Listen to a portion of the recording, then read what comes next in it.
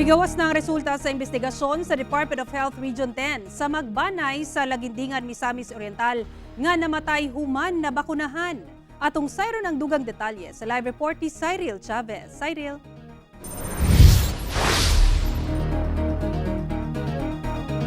Sara, gibutyag sa DOH Region 10 nga tungod sa COVID-19 infection o dili tungod sa bakuna ang hinungdan sa pagkamatay sa upat ka magbanay.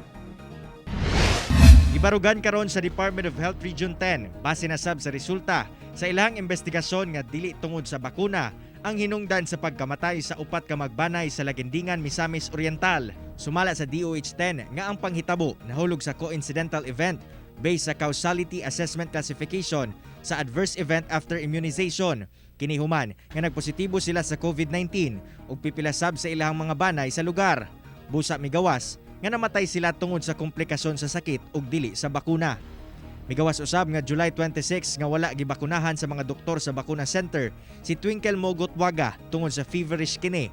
Apan, pagka July 27, may balik kini og dinhi na nabakunahan, human nakapasar sa pre-assessment. Tanaw sa DOH nga posibleng nakuha sa pamilya ang sakit, diyang mitambong kuno sila og haya sa Barangay Patag, Cagayan de Oro City, kung asa adunay nagpositibo. So during sa period sa ilahang vaccination, it is also the time that these individuals are incubating the COVID-19 virus within them. Tungod nagpadayon ang COVID-19 infection sa lugar sa mga biktima, gipailawom kini karon sa granular lockdown.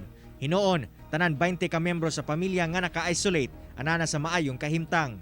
Based on history, based on experience, wala pa gyud namatay tungod sa bakuna. Ang ikamatay sa atong mga kaso kasagaran, no, most of them are coincidental, meaning to say either na sila daang infection, na sila daang sakit. Panawagan sa DOH sa publiko nga dili magduha-duha sa pagpabakuna tungod luwas kini ug kung ugaling makasinati og adverse event human mabakunahan, gilayon nga makipagkoordinar sa ilang buhatan.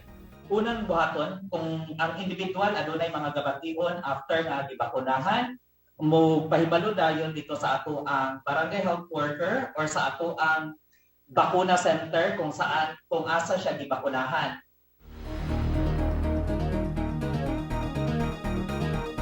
Sara, tungod sa maong panghitabo, gimando karon sa DOH Region 10 ang mas istrikto nga pagsuta sa kahimtang sa mga bakunahan. Kini aron na dili na masubli ang maong insidente. Sara.